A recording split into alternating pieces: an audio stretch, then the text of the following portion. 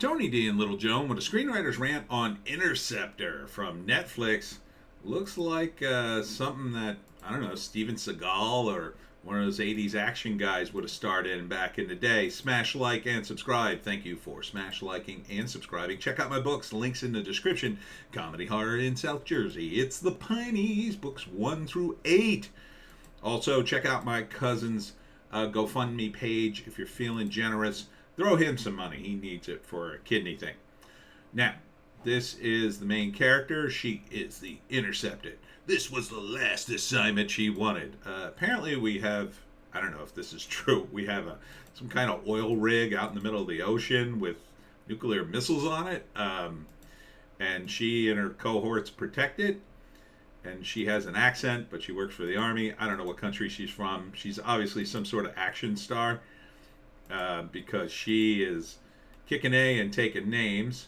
So terrorists, of course, take over the platform but can't get into the command center, and they want to launch nukes and hold the world hostage, I guess. What would be stopping them from nuking the platform and just killing everybody on board? So the bad guys are trying to take over the command center, and she is stopping them because she is the action star. So some pretty badass scenes just in the trailer. She gets, I think, shot in the arm and puts duct tape around the wound. This is pretty badass. Kills a bunch of dudes. Kills a guy by stabbing him with a piece of the gun. So yeah, here's that scene. And Luke Bracey. I don't know this woman. So she's at some point got severely injured. So she has to climb up a ladder with one arm, because her other arm's injured, and then here she has to make the leap on the ladder underneath the, I guess, an oil rig to grab the other. So she swings off with one arm and then catches it with one arm. That's pretty badass. Pretty badass. So, looks cool.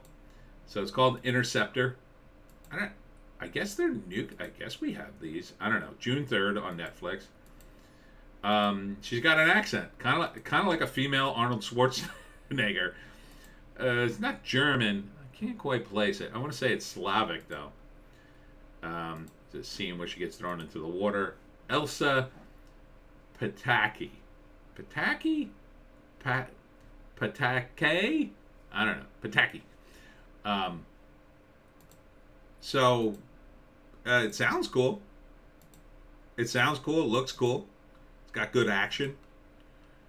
She seems pretty hefty for a female protagonist. She's got some arms on her, so she's got, let's see if I can find a shot of her. Let's see, play it a little. There you can see the arms on her. So she's there you go.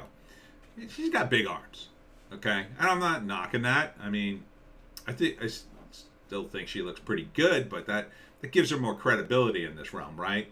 You know, she looks like she could manhandle you a bit. She looks like she could punch out. So it's a typical story, right? That she gets this assignment for whatever reason, and I don't know, she probably has some background in special ops or something. And then the terrorists come, and the other guys are a bunch of soy boys, and she's like, she's like immediately taking charge, right? Because there's always one person. I always fancy myself that person in a crisis, and she's taking charge and taking names, right? So she's killing guys left and right. So first act, she gets to the platform, and we get a bit of the background on her and the other characters. And then something's weird and amiss, but it goes overlooked. And then next thing you know, the terrorists come. Second act, the terrorists are there. They manage to hold the control room, and then it becomes like, a whole thing where they're trying to get into the control room, or they have, they cut off the power, and they do all sorts of things to get at them. She starts killing guys one by one. Somewhere around the late second act, they probably lose control of the control room, but they've done some damage to it, so the bad guys got to repair it to launch the nukes. And then it becomes a race against time, her getting back inside the control room, probably to avenge her friends at this point. So then the third act, she gets back in there. She's horribly injured, but she's still kicking ass. And then she beats the guys, and then she I don't know, hits a button that destroys all the nukes before they land anywhere, and then she saves the day, gets a bunch of medals. Maybe one of the guys survives and thanks her, and and then we got a franchise. We got a franchise with a burly girl. I think she's all right. Yeah, I mean, she I wouldn't give her like an award for acting in this trailer, obviously, but I mean, she's better than Arnold was in the beginning. I mean, Arnold was pretty stiff. So a little less stiff than him. Less stiff than him.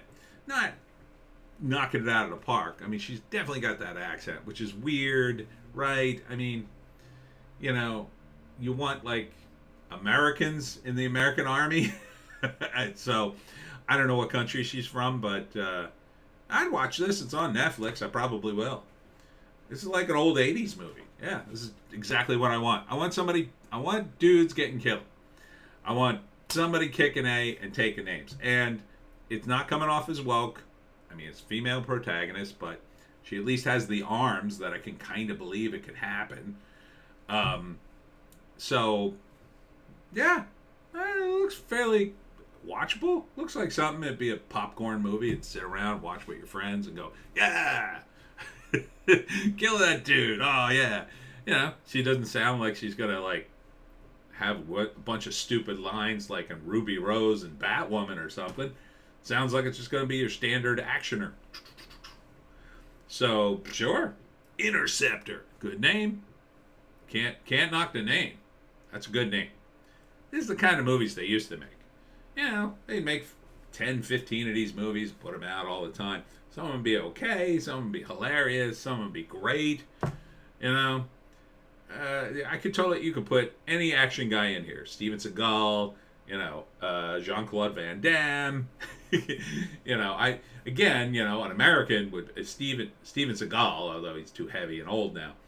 But back in the day, he still was a little heavy. Arnold, of course. Who else would they put in these movies? Dolph Lundgren. All these guys with crazy accents. No Americans. I'll tell you who could be in this movie too. Like the guy from Reacher, right? He's a big, huge dude.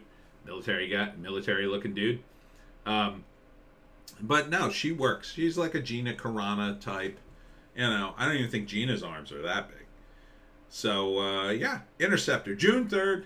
Look for it. And that's it for me, Tony D. And Little Joan. Check us out on Odysee, Bitchute, and Rumble for our more base takes. We have many more base takes, right, Joan? You don't get the base takes on YouTube. You know how it is here. We'll see you.